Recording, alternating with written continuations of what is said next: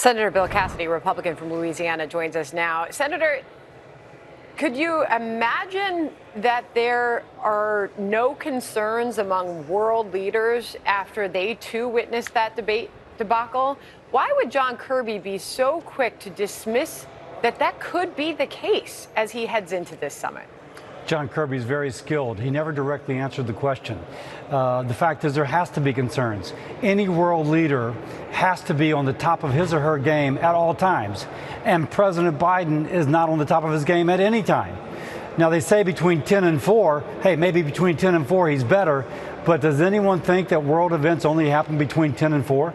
Or that even between 10 and 4 that President Biden is sharp enough to take on a true emergency? Of course not, no, not. And John Kirby knows that, and he just kind of walked around each of those questions. Interesting. This is going to be a busy few days, a tough task. He's going to have 3 days of meetings, as we mentioned. He's going to have speeches. He's going to have dinners, and he's going to top the whole thing off with a very rare news conference for this president on Thursday. The world senator will be watching. How do you think these leaders are going to judge the president of the United States on this world stage? Well, they'll probably judge him as the way they've been judging him for the last year, that he's been in significant decline, but he's got people around him who seem to be guiding the policy. And as long as the policy is pointing in the direction that they can live with, that's the way it goes. They can't pick our leaders for us. We have to pick our leaders for ourselves.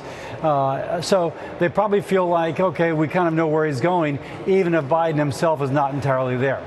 As an American, I don't think that's optimal. As an American, I think that you need a president who's actually, again, on top of his or her game, not somebody who is being guided by the hand. Okay.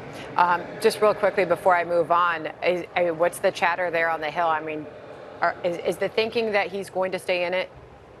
Well, I can't tell you what's being said inside Democratic offices, but the fact that his key supporters are vehemently supporting him shows you how much pushback there is upon him staying in it. His vehement supporters have to be particularly vehement to try and push back against those who say, hey, listen, the guy should go. Understood. All right, Senator. Meanwhile, you, along with Senators Grassley and Johnson, are hosting a roundtable today to discuss the exploitation of unaccompanied migrant children.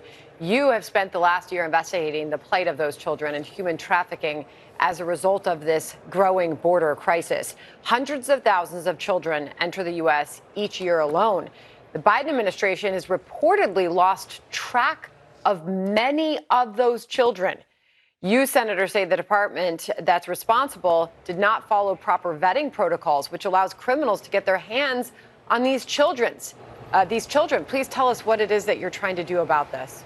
Yeah, so first, let's just lay the problem where it should begin. When Biden came into office and changed the policies that had controlled immigration, we ended up getting 500,000 unaccompanied children since he took office, overwhelming our response. So the Office of Refugee Resettlement just began to kind of move them through, not doing background checks, not even checking on the identity of the person who wanted to take the child, and, by the way, not doing criminal background checks. So much so that now we have news reports a child was put into a meat processing plant and was pulled into the machine and killed by the meat processing, violating a lot of laws, not to mention, obviously, a tragic loss of life. The Biden administration has lost control of this as they have lost control of the border, and things need to change. Senator Cassidy, I appreciate you joining us, sir. Thank you. Thank you, Senator.